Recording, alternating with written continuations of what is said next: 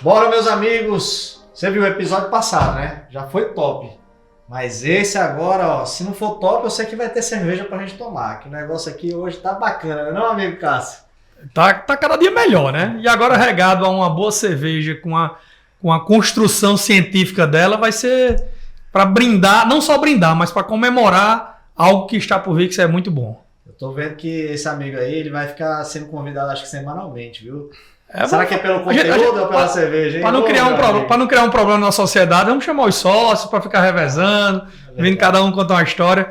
Mas, meus amigos, Fernando Nóbrega, sócio da RAF, vai vir aqui mostrar e demonstrar como o mundo da ciência se uniu com uma tradicional produtora de cerveja. É isso aí, queria agradecer o convite, né, amigo Cássio, Alberto, dar os parabéns pela iniciativa, né, que é essa questão da mídia, do podcast e tal, é algo incipiente e aqui está precisando muito disso. Então, obrigado pelo convite e vamos falar de cerveja, de ciência. Vamos fazer um brinde antes, né, para poder... na aguinha nesse momento. Saúde. Acho que agora até a voz fica mais aveludada. Ajuda a digerir até o conteúdo do episódio anterior, né? Foi tanta coisa boa dita que vai estar bastante reflexão aí pra frente. Vai sim. Fernando, a minha curiosidade, como é que começou, né? Vamos já ir direto ao início dessa cerveja bacana. Então vamos lá. A RAF são 3 sócios, né? Tem eu, Adriano e o Raul. A gente já era amigo antes mesmo de montar a sociedade e os 3 tinham em comum o hobby de fazer cerveja em casa. Na panela. Na panela, exatamente. A gente, aqui em Natal, no Rio Grande do Norte, tem uma associação chamada A Serva. A gente se conheceu por lá e ficava trocando figurinha de fazer cerveja, né? Trocando informação e tal. E em 2016, Raul decidiu montar a cervejaria dele. Ele é engenheiro químico. E ele já usava a alcunha de RAF para a cerveja que ele fazia. Aqui no Rio Grande do Norte, engenheiro químico aqui da UFRN? Exatamente. Todos 3, né, são formados aqui. Ele é engenheiro químico, eu sou engenheiro civil e a Adriana é dentista, não tem nada a ver. Mas então Raul decidiu montar uma cervejaria e isso era um plano que eu tinha, mas eu tinha pro futuro. Tipo, eu trabalhava com engenharia, né, e pensava, quando eu tiver mais relax, mais coroa, eu vou abrir meu negócio. Isso é perigoso, Fernando, porque esses dias um primo meu, que inclusive trabalha comigo, dá um abraço pra ele, Danilo, ele falando sobre uma cliente, aí olhou e disse, não, ela fez, que coroa. Aí eu disse, ela tem 40 anos. Aí eu tô perto dos 40 também, então peraí, vamos mudar esse conceito aí. A gente olha pra frente e daqui a pouco tá lá, né? Exatamente, tá bem... E aí quando eu soube que Raul tava planejando abrir a cervejaria, eu fui conversar com ele para entender quais eram as dificuldades que ele estava tendo e tal, para eu me preparar para quando fosse o meu momento, né? E aí nessa conversa a gente percebeu que a leitura dos dois, em termos de cerveja e do mercado local, como é que isso deveria ser explorado, era muito parecida.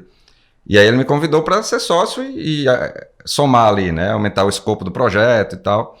E aí eu fui conversar com o Adriano, que já era amigo meu há mais tempo, ele muito viajado, visitou cervejarias no Brasil e em vários lugares do mundo. Eu fui saber o que ele achava do projeto, eu confiava muito na opinião dele. E aí ele adorou e disse, se tiver vaga para mais um, eu quero estar dentro. E aí Era para ter perguntado para mim, que eu acho que eu tinha aceitado também. E aí a gente montou a sociedade. É fácil, e ainda como degustador. E aí a parte de degustar. Mas aí é a parte fácil, né? Que vem depois de muito trabalho difícil. E aí a gente montou a sociedade em 2016, passou praticamente um ano planejando, testando receita, precificando produto, pensando na identidade visual, missão, visão, valores, aquela coisa toda, até que a gente saiu para o mercado mesmo em 2017. Né? E aonde foi que a universidade entrou aí nesse movimento? Então, assim, eu e Raul, na verdade os 3 têm uma pegada muito técnica, né? Desde a formação. Eu me formei na UFRN, engenharia civil, Raul em engenharia química, e Adriano, ele como cervejeiro também é muito técnico. Então a gente sempre foi muito estudioso da cerveja. Quando a gente montou o negócio, a gente queria... um dos pilares principais é fazer uma cerveja da melhor qualidade que a gente pudesse, né? Então, esse, na verdade, foi o motivador de montar a cervejaria, que era a gente conseguir fazer aqui uma cerveja no nível altíssimo, que na época não tinha, hoje já tem algumas cervejarias, mas na época praticamente não tinha.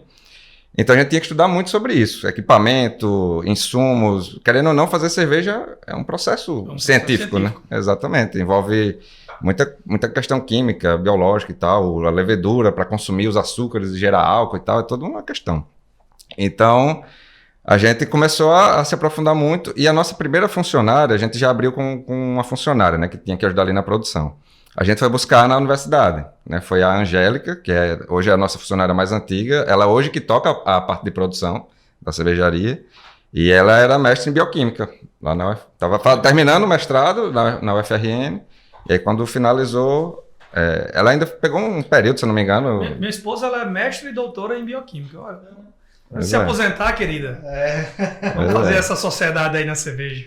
Então a gente trouxe a Angélica, a gente capacitou ela, porque ela era muito boa tecnicamente, em termos de conhecimento, mas fazer cerveja ainda era algo muito novo para ela. Então a gente teve toda uma capacitação. Pioneiro, não foi, Fernando? Vocês foram pioneiros nesse movimento de trazer a universidade para dentro do negócio. Eu acho que sim, já existia outras cervejarias, mas eu acho que tinha esse distanciamento, né?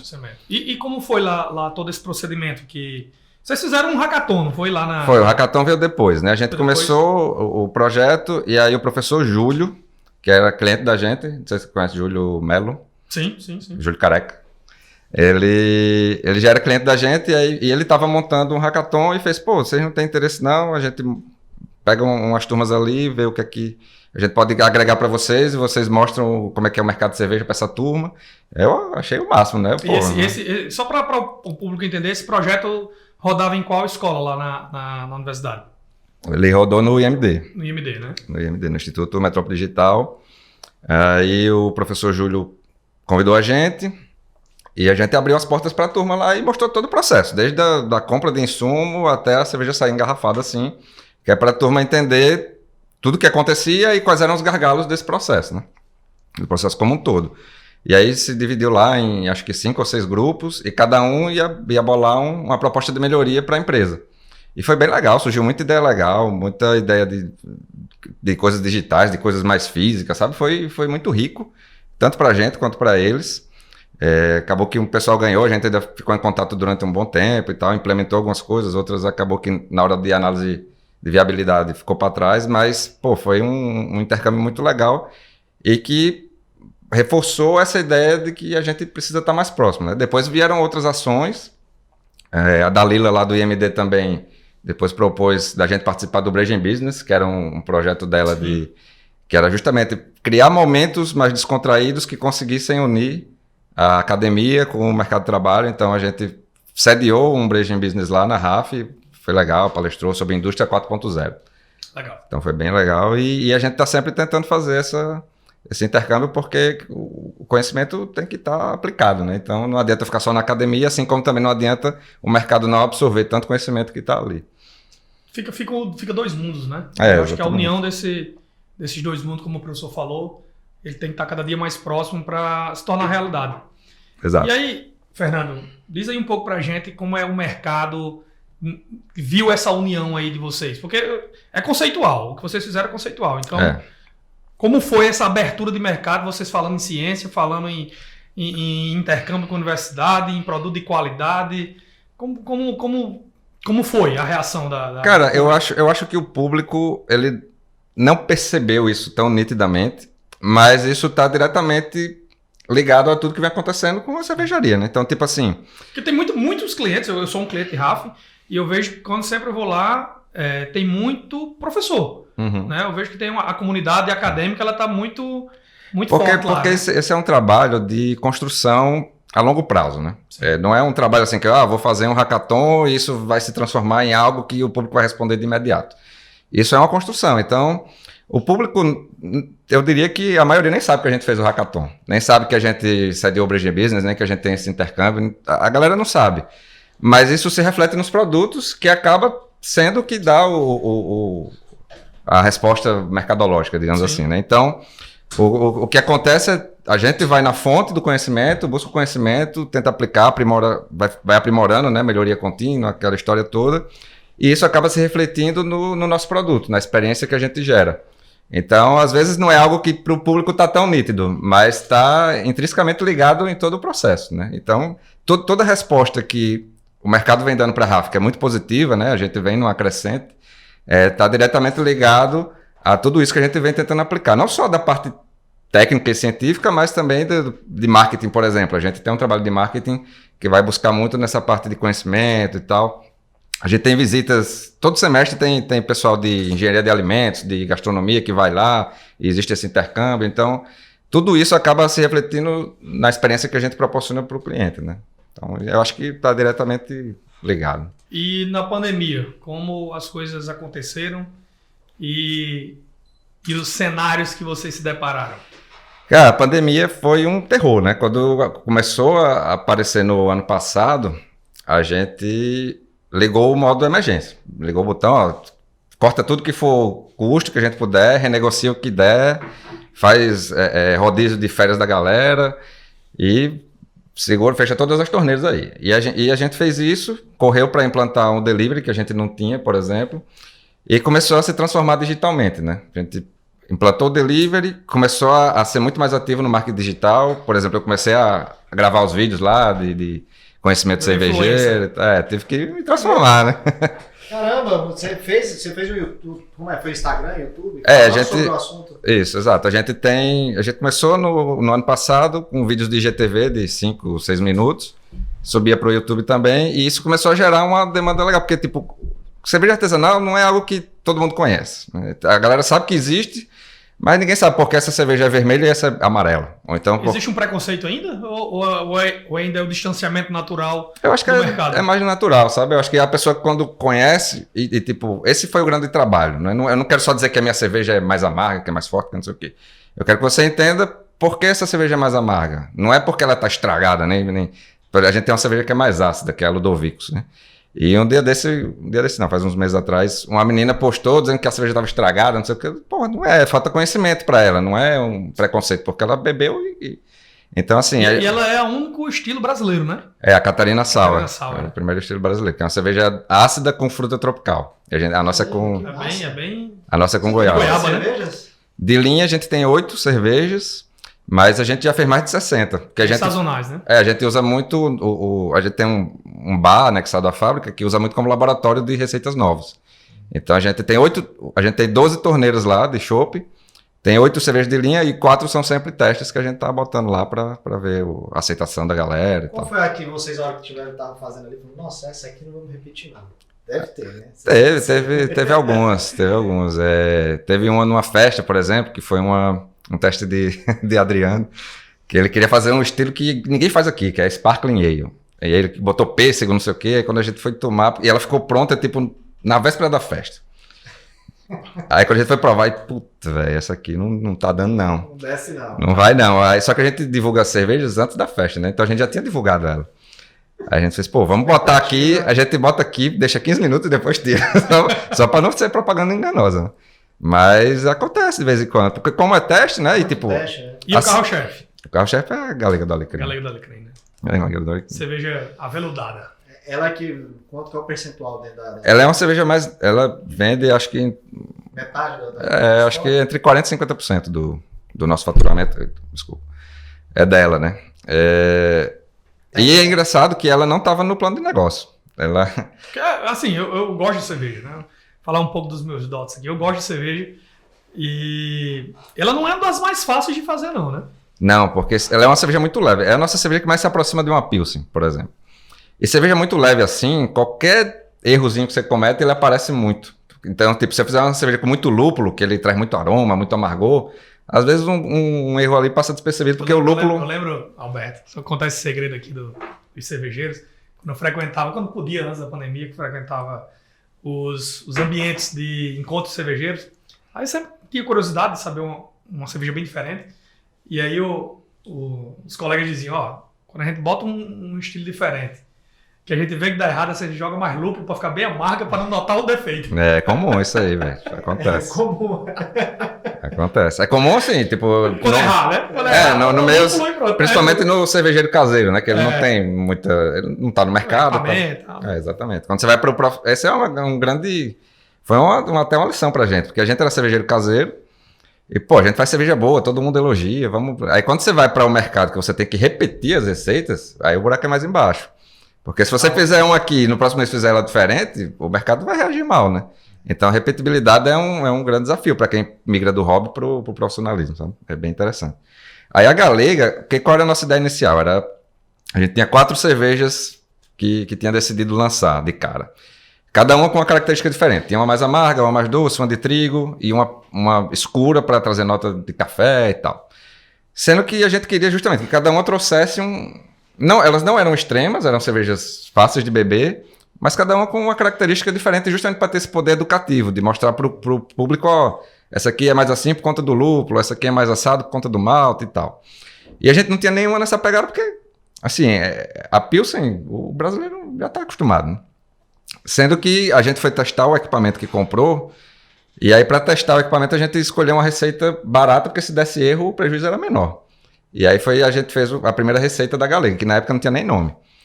E aí deu certo, a gente ficou com 300 litros dela, sem saber o que fazer, porque ela não estava no plano de negócio, né? Aí a gente começou vamos botar um barril aqui no churrasco da gente. Aí teve um cliente nosso que queria, que uma cliente desse bar, que o bar era nosso cliente, e queria comemorar o aniversário lá na loja dele.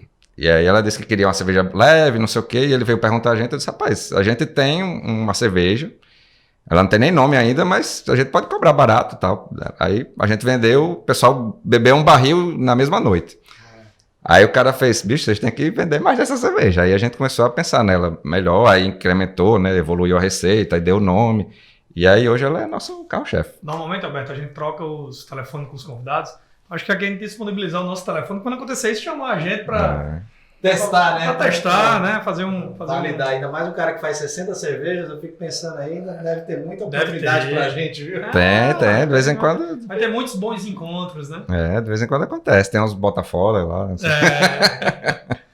E, Fernando, diante desse cenário que você falou da pandemia, teve que ligar o modo urgência, né? Urgência e emergência. Exato. Mas o que vocês estão vendo aí com esse futuro hoje e próximo do mercado potiguar e principalmente o que você está vendo nessa linha da parte química, da parte biológica, desse intercâmbio da universidade? O que é que está tendo de fluxo de informação, de contribuição para poder as coisas...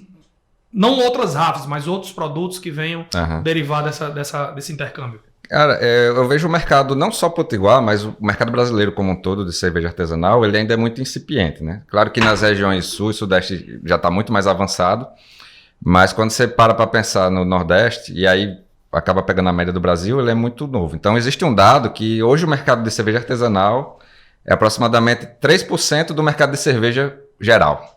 3%. Isso é muito ou pouco? É pouquíssimo. 3%? 3%. Mas a evolução, ela chegou a 3% rápido e parou? Não, foi muito devagar, isso aí, em termos de volume, né? Nos Estados Unidos, só para ter ideia, isso é mais de 20%. Então, existe uma avenida gigante de crescimento. Se a gente for para 6%, é o dobro já. Então, assim... E isso é uma média nacional. Se você trouxer para o Nordeste, é menor ainda, né? Porque aí puxa a média para baixo. O Rio Grande do Norte está como posicionado no Nordeste aí? Pronto, aí existe um negócio chamado Anuário do MAPA. O MAPA é o Ministério da Agricultura, que é o órgão que fiscaliza o setor, né? No Anuário do MAPA de 2019, de 18 para 19, o Rio Grande do Norte foi o estado do país que teve o maior crescimento de cervejarias, né? A gente tinha 9 cervejarias em um ano e passou para 20 no outro. Então foi mais de 100% Tem 20 cervejarias no Rio Grande do Norte? Tem. Tô faltando conhecer algumas. A maioria está começando agora, né? Então tem um volume pequeno, mas, é um crescimento... Mas é muito. É muito. No Nordeste, a gente só perde para a Bahia hoje, em termos de número de cervejarias, né? Então, assim, é um mercado que vem muito forte. Que parece da Bahia eu não conheço. Algum famoso. A Caatinga Rocks é de lá? A Caatinga Rocks é de Alagoas. De Alagoas, né? Na Bahia tem a Mindu, tem a Proa. Mindu conheço. Tem algumas bacanas. E, assim... o Rio Grande do Norte está muito bem posicionado porque aquele trabalho de cervejeiro caseiro, da serva, que eu falei mais atrás, ele foi muito bem feito aqui. Então existe uma leva de cervejeiros muito boas aqui. Na verdade, dessas 20 cervejarias, eu acho que todas nasceram de pessoas que eram da serva. Então, assim, tem muita gente muito bem qualificada fazendo cerveja aqui. Então isso ajuda muito a difundir o mercado, porque se você tem um bom produto, é muito mais fácil vendê-lo, né? Então... Como foi dito pelo professor, né? Não foi uma dedução que iríamos fazer cerveja. Foi toda uma preparação de... Exato. E não foi proposital, não, assim, foi, tipo, a galera foi crescendo junto e aconteceu. E assim, as cervejarias, dessas 20 cervejarias, a gente se ajuda muito, sabe? Como todo mundo veio meio que do mesmo lugar, a gente é meio que amigo, se conhece, então, tipo, dá um problema, uma bomba queimou lá na minha cervejaria. Eu ligo para o pessoal da Black Sheep, por exemplo, ei, pô, tem como emprestar sua bomba aí? A gente faz assim, intercâmbio. A gente se ajuda muito, porque acaba que se o mercado crescer, fica bom para todo mundo, né? Eu não vou dividir uma pizza pequena, eu vou ter uma pizza muito maior para dividir com os meus colegas de profissão. Então o desafio hoje é o crescimento, é quase que a democratização, né? Exatamente, é a falta de conhecimento.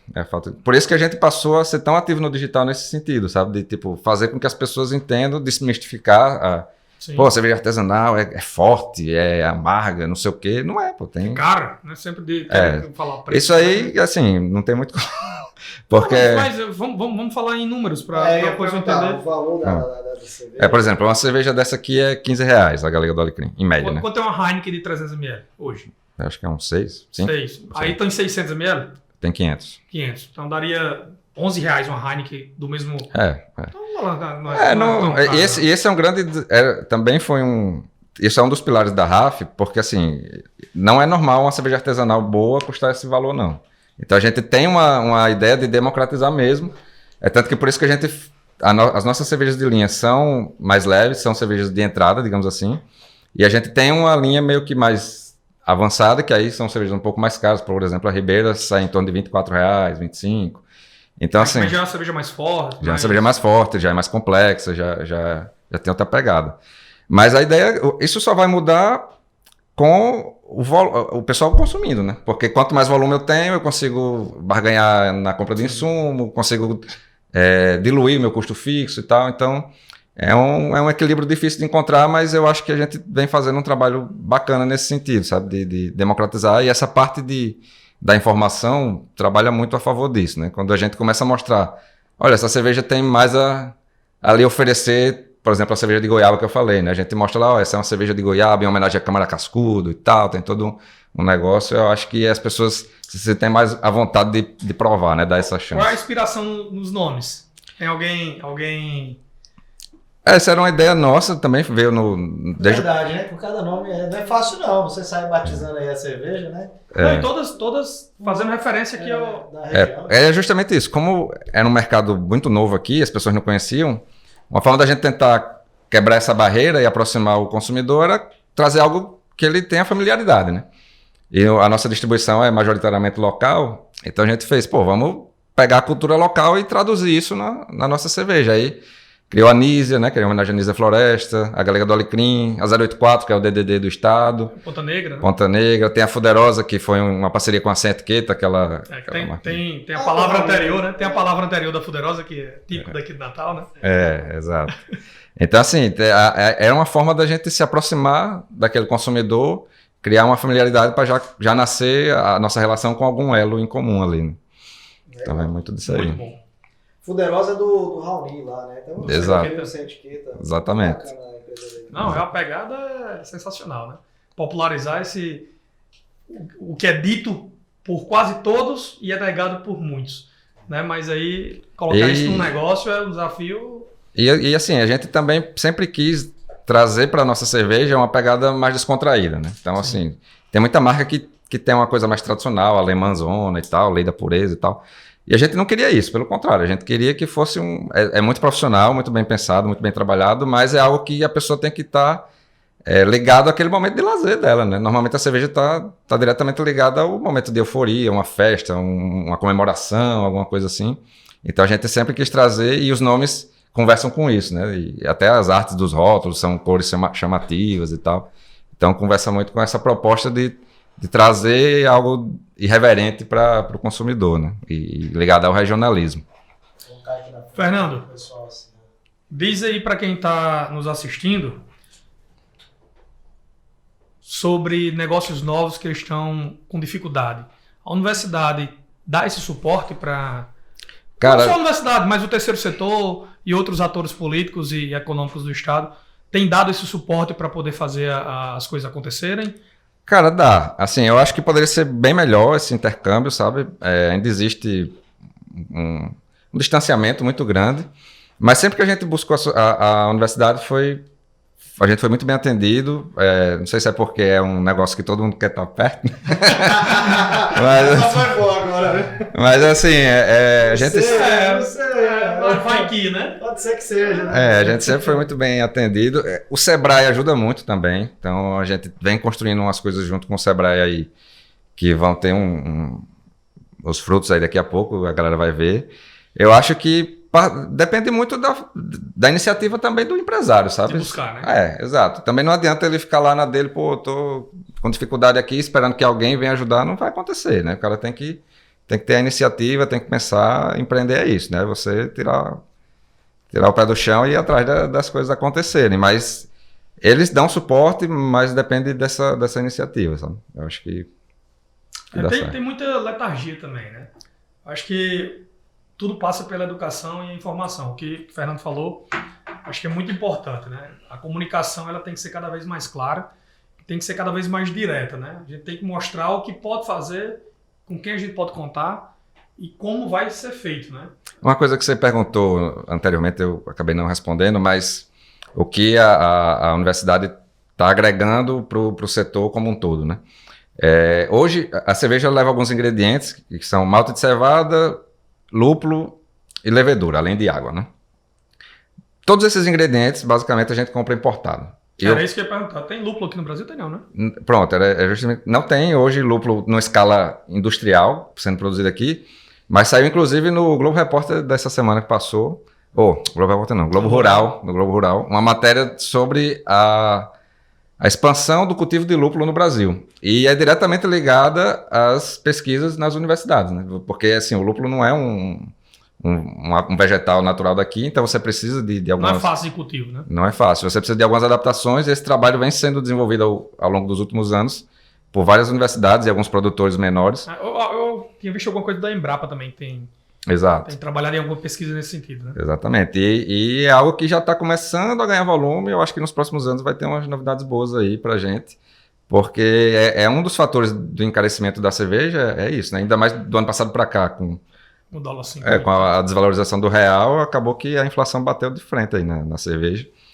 Então é algo que vai crescer, vai ajudar, está crescendo junto com o mercado de cerveja artesanal e vai impulsionar ainda mais esse crescimento, porque vai conseguir baratear um pouco a cerveja, né? Bacana, meu amigo. Muito. A gente está chegando já para o final. Sempre só o cara que dá notícia ruim, viu? Não é? Mas, Fernando, como convidado, convide os colegas a comparecer lá na Rafa para falar sobre ciência e... Pronto. Pessoal, quem ainda não provou, fica o convite aí para você provar nossas cervejas. A gente tem cerveja de todos os espectros, então não adianta dizer que não gosta de cerveja artesanal, porque tem cerveja leve, cerveja amarga, cerveja doce. Então não tem desculpa, só falta a cerveja certa para você tomar. Então quem quiser visitar a RAF, a gente fica no posto Novo Horizonte, ali em Candelária, na marginal da BR-101. Ficamos dentro de um galpão, dentro do posto mesmo, só passar das bombas e ir lá. A gente está aberto à visita a partir de quarta-feira até sábado. Tem rango, tem cerveja, é só pintar por lá. Quem quiser pedir delivery, a gente também atende pelo WhatsApp, pelo iFood. É só seguir a gente aí no Instagram, @cervejariaraf, que lá tem todos os meios de venda.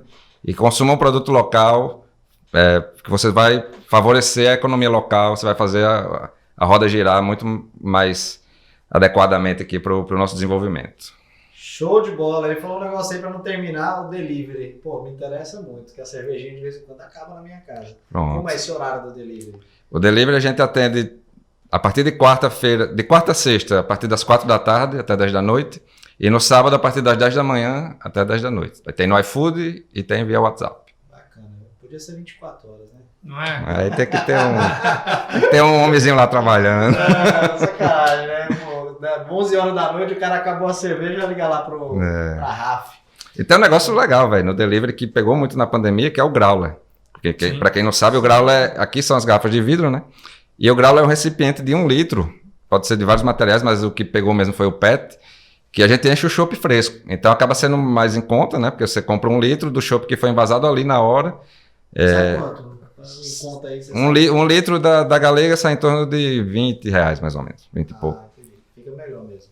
E assim, é uma cerveja mais fresca normalmente, né? Que foi envasada na hora ali. E aí a gente tem quanto tempo ali para tomar? Aí o growler você tem que tomar em menos tempo, né? Normalmente os nossos a gente recomenda uns 3 dias. Eu tô com um grau ali, eu acho que até uma semana de um amigo meu que passou por aqui. Mas não deve ficar ruim, não. Essa é uma recomendação, mas Para evitar, né? se deixar na geladeira, dura legal. Ah, então tá show. Valeu, viu, Fernando? Obrigado aí. Valeu. Foi muito bacana trocar essas experiências suas, deixar registrado para quem tá assistindo. E se inspirar, né, também na história deles, que foi uma coisa assim, em 4 anos, olha só onde vocês já estão, e daqui mais 4, mais 5 anos, onde vocês vão chegar. É isso aí.